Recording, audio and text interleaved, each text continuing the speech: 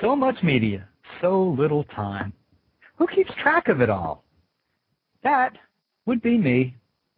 This is Bob Andelman, and this is the Mr. Media Interview, recorded live on blogtalkradio.com from the new Media and American League Baseball capital of the world, St. Petersburg, Florida.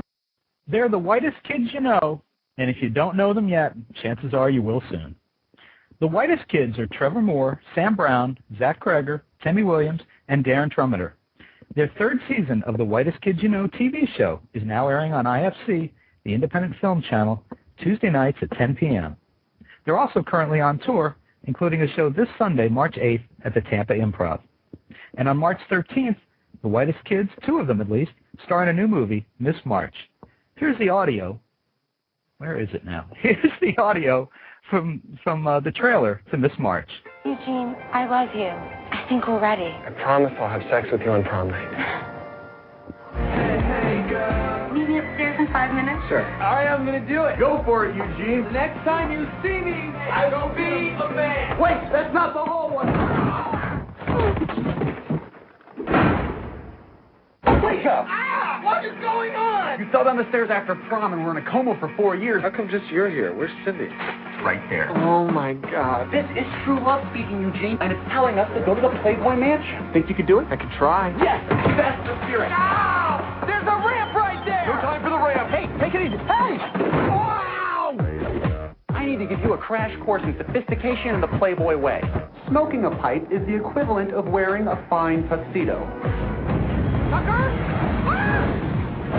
This usually never happens. Shut up, Tucker. Uh-oh, dude. Here come the firemen.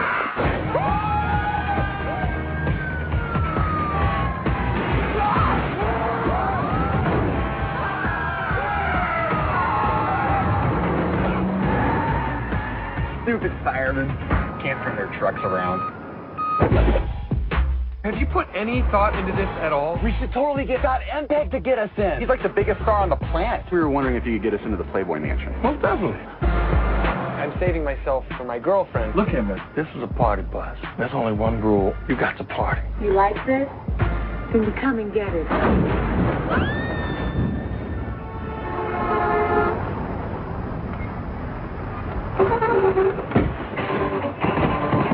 Don't worry, dude. Things work out. Are you boys looking for a ride? I am Katya. This is my girlfriend, Vonka.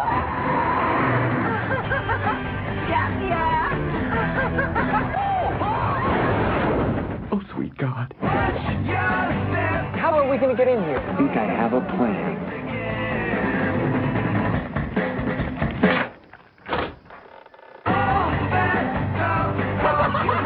Excuse me, sir. I'm looking for Miss March. Oh, yeah? How's that working out for you?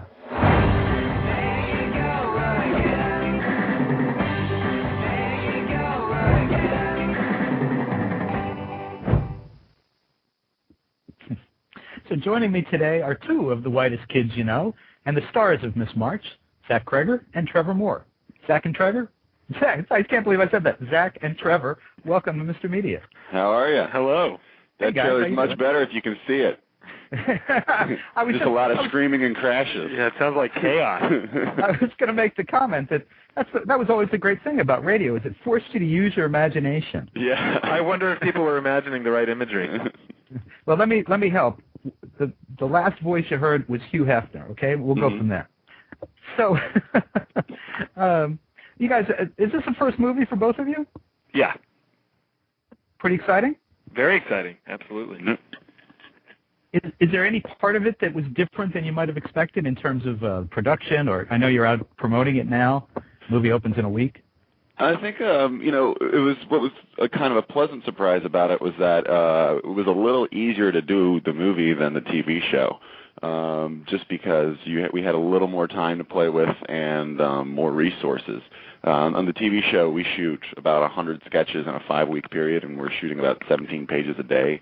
And we had like a crew of like maybe 20, 25 people. With the movie, we had like 28 days to shoot, which still isn't a lot, but it's better to shoot an hour and a half in that amount of time than 5 hours. And our crew was like 100, people a day, so it was a little easier than the TV show. Now, do the other Whitest Kids, are they PO'd with you guys for being in the movie and they're not? No, they're good with us. I mean, the reason that we're not using them in this movie is because we want to make a Whitest Kids movie. We're finishing the script now, and I think everyone's on the same page just as far as kind of protecting the brand and not confusing this as a Whitest Kids film. When the Whitest Kids movie comes out, it'll have a slightly different flavor. So we like to think of this as kind of a secret Whitest Kids kind of movie, like disguised and wrapped up in a mainstream road trip film. So the Whitest Kids movie will just be bizarre. And now it would seem to be in that group of movies like an Animal House, American Pie, Euro Trip. Well, let's not talk about Euro Trip, but American. Bad memories with Euro Trip. Well, not of my Euro Trip, but I don't think the movie was, But National Lampoon Vacation, that kind of thing. It's a road trip. It's, college age kids, that whole thing. Yeah, I mean, we're not huge fans of the, sex romp road trip genre. We don't not like it, but I mean, I think the road trips, like road trip movies that that I like are like Pee-wee's Big Adventure and things like that, and they kind of have like a little dark silliness to them. So I think we kind of when we were about to shoot the film, we kind of thought more along the lines of that and like Raising Arizona than anything else. One of the things that attracted us to this project is that when Fox brought us this idea, someone had written a script for Zach and I, and the characters' names were Zach and Trevor, and it was just basically about two kind of fratty dudes who were going across the country to break into the Playboy Mansion because one guy's girlfriend was a playmate. And Fox said, you can completely rewrite the script, take everything out. The only thing we want you to keep the same is that a guy goes into a coma, and when he wakes up, his girlfriend is a Playboy playmate. So we had, basically complete freedom with the script, and we took all the jokes out, changed all the characters. There's nothing the same about the two scripts except for that one thing. And so we basically saw it as like an exercise to try to take something from this genre, like a road trip sex comedy, and turn it into one that we would actually want to go see, or one that fans of our show, more importantly, would want to see. Mm-hmm. Very cool. It looks like a lot of fun. I want to read folks the description, just in case the audio was not enough to give them the sense of it. Here's the official description of Miss March. It tells the story of a young man, that would be played by Zach, who awakens from a 4-year coma to hear that his once virginal high school sweetheart, played by Raquel Alessi, has since become a naked centerfold in a men's magazine. He and his sex-crazed best friend, that would be Trevor, decide to take a cross-country road trip in order to crash and party at the magazine's legendary headquarters and win back the girl. So, Trevor, here's what America is dying to know. Tell us about your technique as a sex-crazed best friend. Did you do a lot of research? Do a lot of research for the part? Tons and tons of research, lots of hours online. We tried to basically. He's like a really, really kind of oblivious person. Really kind of a nice guy and a loyal guy, but oblivious to his surroundings. And we did that because basically he keeps doing all these bad things throughout the whole film. But the only way to make him likable was to have him have no idea that he's doing bad things. So it's kind of a really dumb, happy sort of puppy of a person. And did you remain in character on the set all through filming? No. No, not method or anything, no. Oh, okay. Hey, folks, if you've got a comment or question for two of the Whitest Kids You Know, Trevor Moore and Zach Cregger, co-stars of the new film Miss March, give us a call at 1-646-595-3135. I will also tell you that the first three callers will win. Yes, we actually have something to give away. We'll win a copy of the new DVD of Twilight. That's courtesy of Walmart. So give us a call, 1-646-595-3135. Maybe in 6 months we'll get Trevor and Zach back and we can give out copies of Miss March. Or Twilight, too. Yeah. Or Twilight, too. Or we're hoping to get a double-pack DVD where it's Twilight and Miss March. Yeah. Tell me about working with Craig Robinson from The Office. He was great. He was a blast to work with. He was just one of those guys who, this was his first audition, I think, after Knocked Up that he came in for, and he nailed it. And it was just one of those guys where as soon as he walked out of the audition room, it was like, okay, that's the guy, cast him. Let's do this. And, he was just fantastic. On set, it was pretty much like, you didn't have to really say much to him at all. It was just like, okay, and go, Craig, do your thing. And he was fantastic. And I like this character a lot because he plays a really larger-than-life character with, like, a lot of high energy, and usually he kind of plays more reserved characters. On The Office, he's the warehouse manager, and he's very deadpan. But here, he's, like, practically screaming throughout the whole movie. It's pretty funny. And what is the name of his character? Is it like... It's, how censored is this radio program? You can say anything you want. Oh, well, his name's HorseDick.mpeg. Yeah. That's what I thought. Yeah. Oh, man. Which is an old classic internet file from the old days of the internet. I think from the 40s. Yeah. Yeah, right. Yeah. And then what about Hugh Hefner, who has a cameo in this? How much time did you actually get to spend with him? Well, we took a vacation with him for about a month just before to kind of talk through the part and everything. And I'm making that up. We spent about 2 hours with him. We got on the phone once with him beforehand, and he had he only had one note out of the whole movie, which was he's like, I looked at the script and I noticed that you call a girl busted in the film. He's like, what does that mean? And I was like, it means she's like not that pretty. And he was like, and kids will know that? I'm like, yeah, I think so. And he's like, all right, I'm fine with it. And that was like his only feedback on the script. But he was cool. Like, we shot that scene in his living room at the Playboy Mansion. So he just kind of came downstairs and, he had been studying his lines all the day before. So he was like really surprisingly on top of his game. Like, you never know with these people who like aren't actors, like if they're just going to have read the script once and come down and be asking for their lines like in between every line. But he like knew his stuff and he came down and he was awesome. And he was pretty much done in 2 hours. That must have been fun. So I want to ask a little bit about the group. Now that you guys are officially the whitest kids that I know, who are the whitest kids that you know? Whitest kids? I would say Timmy and Darren. Yeah. In our group are probably the whitest kids that we know. Yeah. Okay, and in a world of Groundlings and Second City, Monty Python's Flying Circus, and even the Capitol Steps, how do you come up with the whitest kids you know as the best name? Well, I don't think it is the best name. Yeah, no one really likes the name. It's actually, when we were a college group, we needed a name. We'd go through, a couple like really bad names and like, I don't like that, I don't like this, and somebody, I think Sam from the group and I were doing something really stupid, and this guy like comes up to us and he just goes, "You guys are like the whitest kids I know." And we were kind of like actively looking for a name, so we were like, all right, that'll work. And that's it. There's no real huge story behind it. Just someone said it, and it kind of was catchy, so we used it. And now it's too late to change it. Yeah. Well, yeah, you are kind of stuck now. I was going to ask if there were any names that were tossed out as unacceptable. I think at one point we were called Dead Babies or something for like a day or two, and then we were like, that's just an offensive. It's not a very good. Nobody's going to pick up a show called Dead Babies. I don't know. The Dead Kennedys had a pretty good run, right? That's true. But they were operating in the punk rock genre where that kind of thing was great. In the sketch comedy world, you got to be a little more catering to the man. Also, I don't think the Dead Kennedys ever got a TV show, so well, yeah, they really made it. That's true. So how are you said you did about 100 sketches in a 5-week period.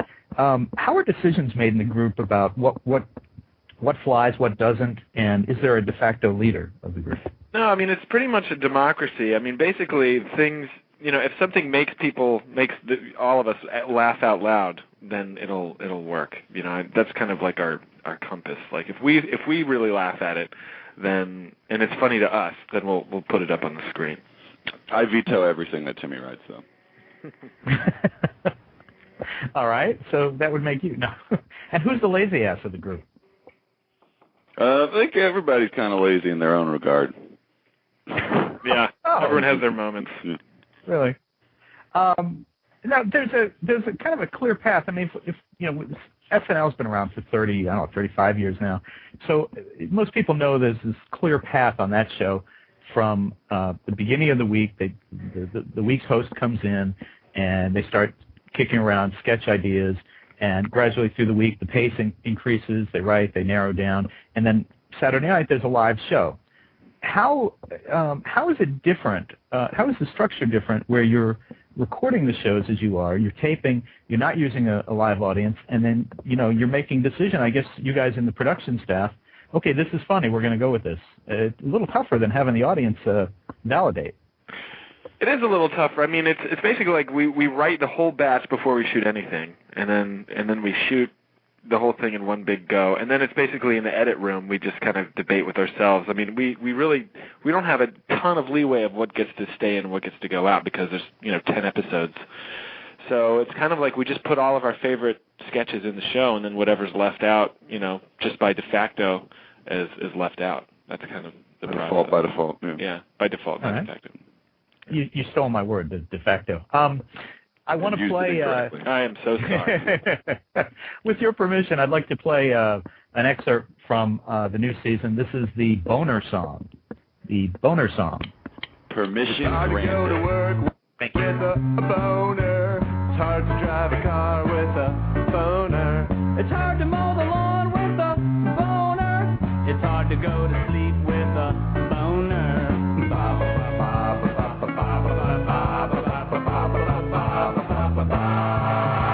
It's weird to pet your cat with a boner. It's weird to hug your mom with a boner. It's weird to host Thanksgiving with a boner. It's weird to feed your kid with a boner.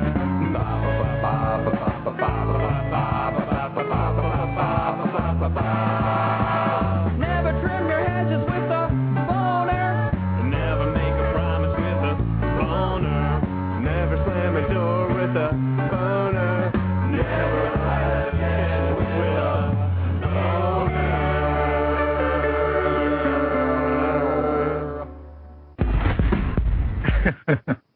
That was great. Anything you want people to know about the Boner Song? Sorry. Yeah, the Boner Song is really a stupid song. It's kind of more, I think it's a little bit better in the context of the rest of the show than isolated, but whatever. Not my proudest moment. Oh, okay. Well, all right, wait. If that's the case, we'll give it another shot. I have one more clip. What do you got now? I got Asian Whore. Just a short clip. Oh, well, yeah. Feel better about this one? Sure. All right, let's go with Asian Whore.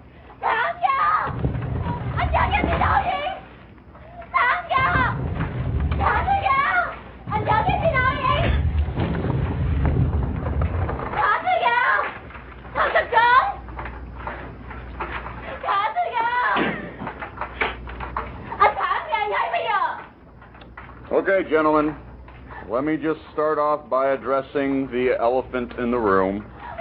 Let's all try to be adults about this. Last night, I invited this young Vietnamese prostitute to my room to engage in some consensual fun. Terms were set, things were going smoothly, and then I caught her trying to steal my wallet. Yes, you did! Yes, you did! So, when I threatened to call the authorities, she swallowed the handcuff keys. Now, normally, I am not one to flaunt my indiscretions or put you good people in an awkward situation, but as CEO of this corporation, it is my duty to put responsibility ahead of personal interest. And let me tell you that neither hell nor high water nor some cracked out Asian whore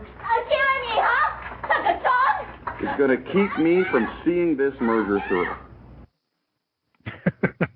Well, that sketch involves a huge sight gag. Yeah, I think you need to know that that's in a business room, and he's dragged in a full-size bed with a woman chained to it that's attached to his body. That they're all connected. But I think people can hear the woman screaming, and and I love the speech.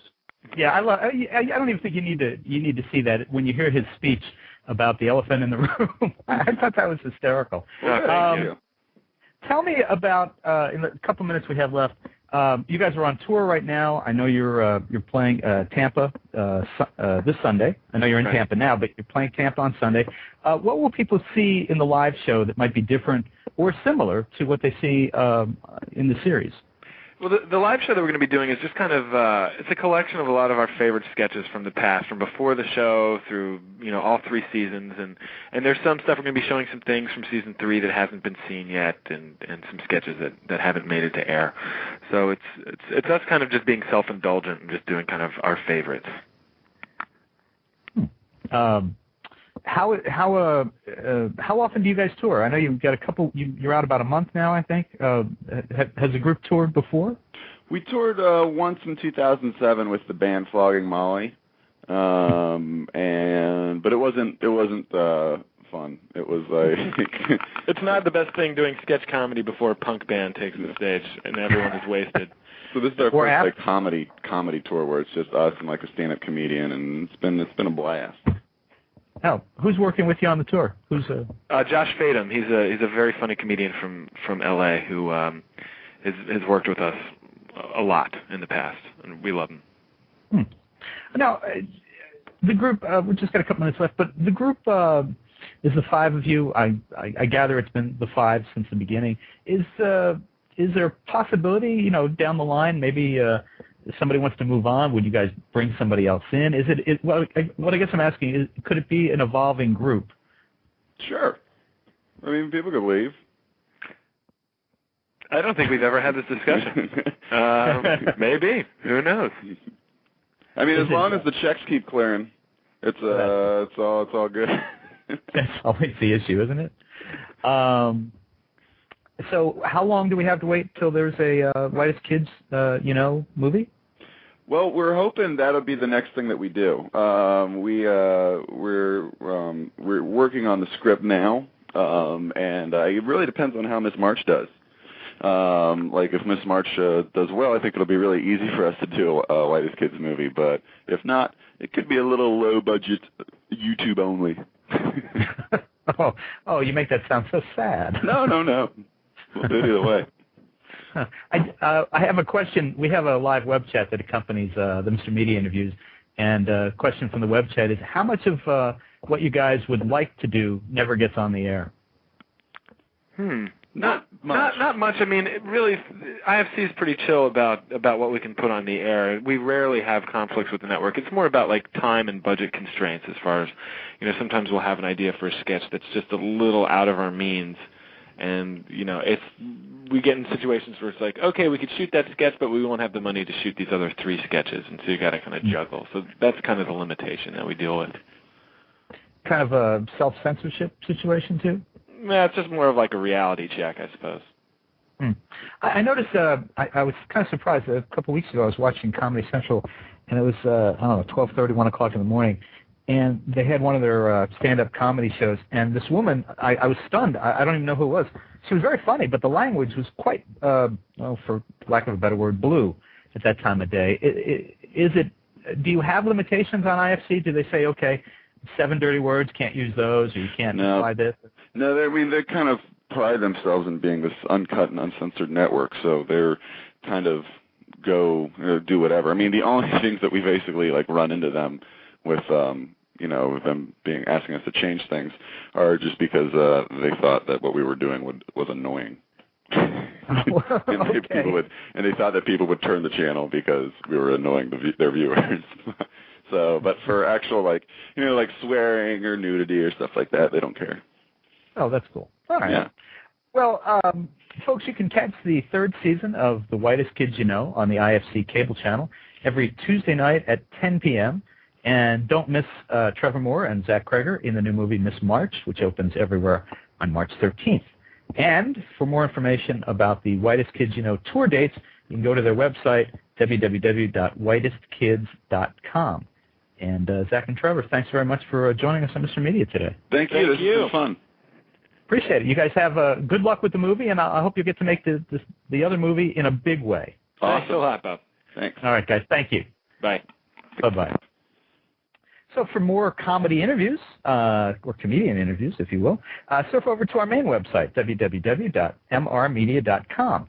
That's where you can listen to my earlier conversations with Lisa Lampanelli, Ralphie May, Robert Schimmel, Bob Alper, and many more. And please think about writing an online review of Mr. Media, casting a vote for Mr. Media, or marking Mr. Media as one of your favorites, whether you listen on Blog Talk Radio, Pointer Online, Digital Journal, Podcast Pickle, Vox, Folio, Mediafly, Podfeed.net, Blueberry, Zencast, or Odeo. And subscribe to Mr. Media on iTunes, and you'll never miss a show. Just search Mr. Media Interviews from within iTunes and subscribe for free. You can also listen with a piece of string and a tin can in many locations. If you've got an idea for a guest, email me directly at bob@andelman.com. That's ANDELMAN.com. You can also follow me on Facebook or on Twitter, www.twitter.com/Andelman. Thanks so much for joining us today. I always appreciate that you give up a little piece of your day to spend it with us. Come back real soon, everybody. Bye-bye.